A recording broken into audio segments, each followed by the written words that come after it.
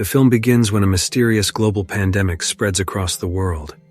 This isn't an ordinary virus. It causes people to die within seconds of stepping outside. With no visible symptoms or warning signs, the phenomenon terrifies the population. People refuse to leave their homes, and cities across every country fall into decay, littered with abandoned vehicles and garbage, as no one knows how to cope with this invisible threat. The story then shifts to a man named Mark, a computer programmer who has survived in his office for over 3 months since the outbreak began. Together with a few colleagues, he relies on the remaining food stocks from the office cafeteria. But since they can't stay there forever, they decide to dig a tunnel through the underground parking structure. Eventually, they break into a defunct subway service shaft, and the real journey begins. One day, after finishing his task, Mark returns to find that a handheld GPS has been taken from one of the locked cars in the garage. Later, as he heads to grab some food, he discovers that the person who took the GPS is none other than Enrique, his former boss. The scene then flashes back to a time when Enrique scolded Mark for missing deadlines as a programmer. Enrique warns him that if things don't improve, he could be fired. Still, he grants Mark a final extension to complete the software project. Mark works hard to finish the program, but it continues to crash, and he's unsure how to fix the issue. Later that evening, Mark returns home to find his girlfriend Julia waiting. Julia subtly hints that she's ready to get married, but Mark admits he's not prepared to start a family, given the pressure of his work and uncertain career. Unable to sleep, Mark watches a news report about a teenager who had refused to go outside for 6 months due to fear.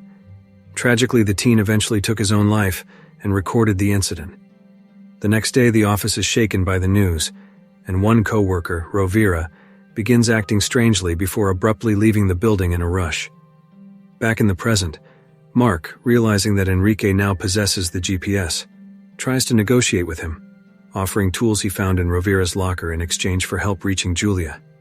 At first, Enrique refuses, as he has his own destination in mind. But when Mark threatens to report the GPS theft to their coworkers, Enrique reluctantly agrees to assist Mark first. After saying goodbye to their friend, Mark and Enrique begin their journey through the subway tunnels. To conserve battery, they start by navigating with a printed map of the area around the office. During their trek, they encounter others trying to survive underground. One group celebrates after catching a rat, happy to have something to cook. After walking for several kilometers, Mark and Enrique arrive at an abandoned subway station that has been turned into a shelter for dozens, possibly hundreds of survivors. But their progress is halted when a young pickpocket suddenly snatches Enrique's backpack, along with the GPS inside. The 2 men sprint after him.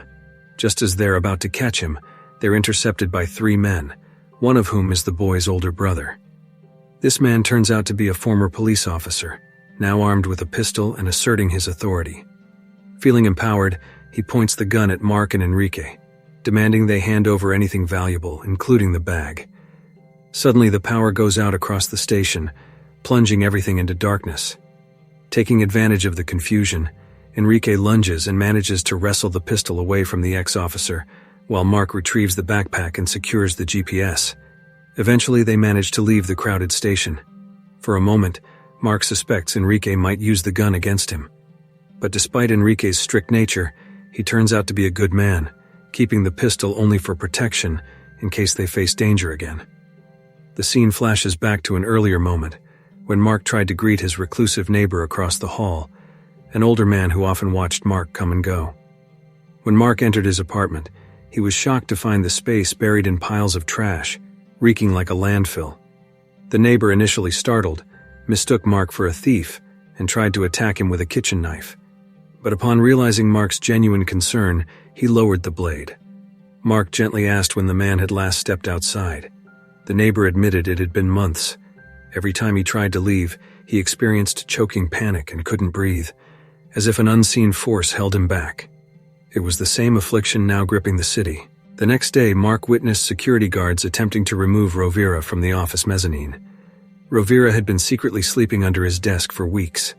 As the guards tried to escort him out of the building, he suddenly collapsed, convulsing, gasping for air, and ultimately passing away before help could arrive. Mark shouted for them to bring him back inside, but they were too late. That night, Mark lay awake, overwhelmed by anxiety about the state of the world. He poured his fears out to Julia, and the conversation gave him a small sense of peace. When morning came, he panicked for a moment, thinking Enrique had abandoned him. But Enrique returned soon after, carrying several plastic bags. He had gone to find waterproof protection for the GPS, as their next route would take them through flooded drainage tunnels.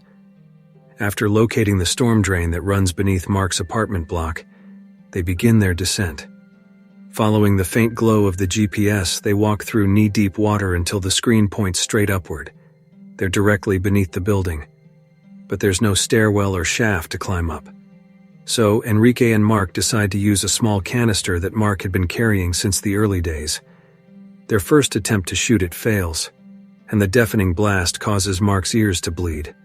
On the second try, the canister explodes, and the blast hurls them backwards, but it successfully breaks through to the basement. Inside the apartment building, they find several survivors, including the same neighbor from before. As Mark and Enrique approach Mark's old apartment, they discover that it's now occupied by strangers.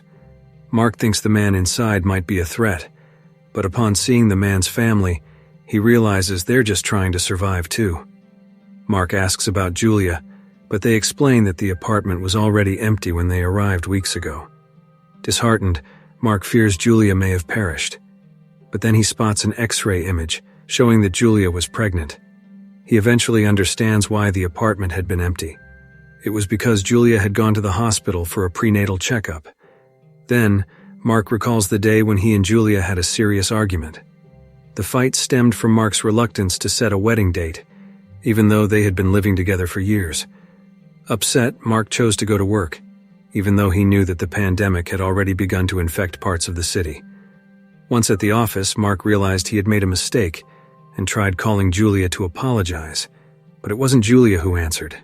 It was her friend Andrea, who told him that Julia didn't want to talk to him because she was still upset over what Mark had done. Not wanting to lose Julia, Mark decided to go back and apologize in person.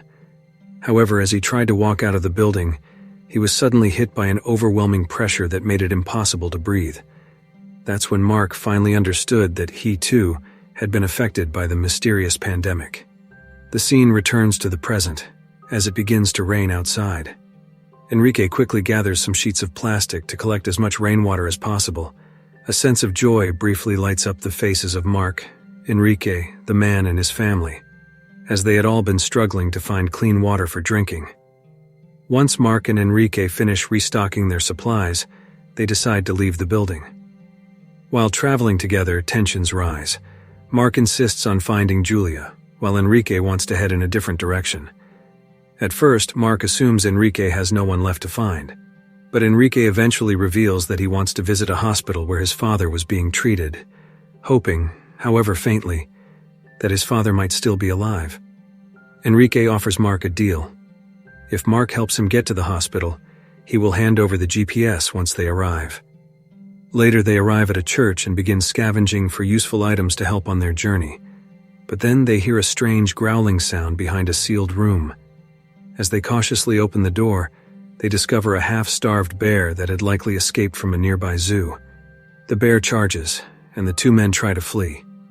The animal corners Enrique, but Mark grabs a makeshift spear and, working together, they manage to bring it down. Afterward, they cook and share the bear meat by candlelight, exchanging stories about their lives before the outbreak.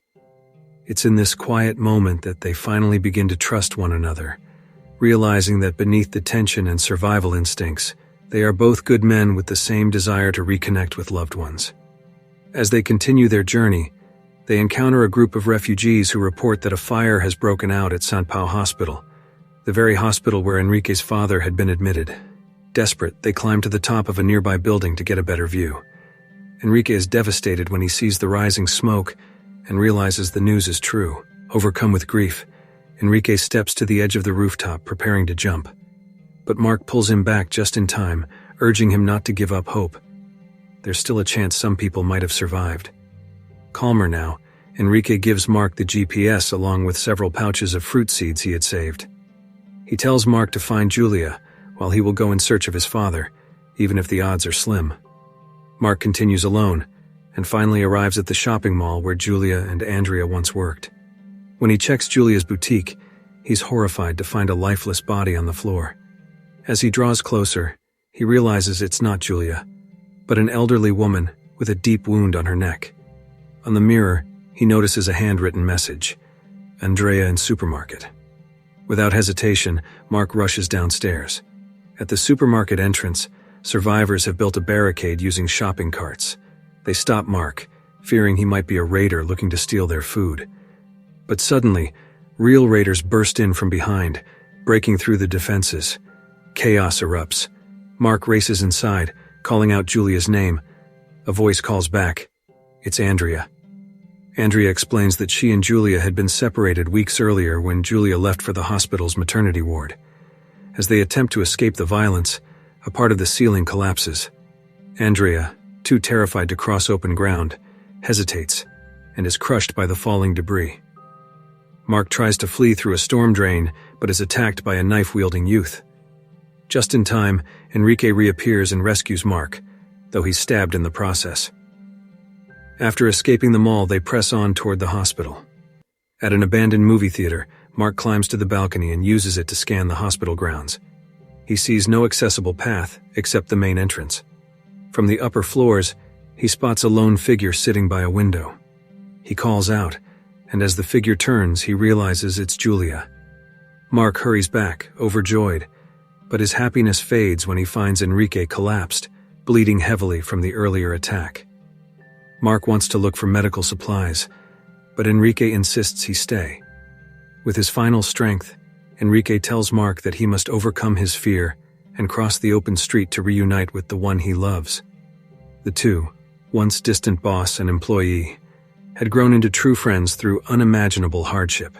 Moments later, Enrique takes his last breath. Mark is heartbroken but knows what he must do. Filled with determination, he steps into the open air. The panic grips him, dizziness, nausea, pressure in his chest, even bleeding from his ears. Every step is a battle. But just as he begins to falter, Julia runs to him, embracing him. He has made it across. Years pass. They survive by cultivating a rooftop garden using the fruit seeds Enrique had given them. They raise a son, whom Mark names Enrique, in honor of the friend who gave his life to help them reunite. One day, young Enrique wanders out into the open air, calm, unharmed, and unafraid. In that moment, Mark and Julia realize the truth. The next generation is immune. With cautious hope, they watch their son explore the silent city, a living symbol that humanity may still have a future. If you like this video, don't forget to subscribe. Because by subscribing, you have supported me to make better videos. See you in the next video.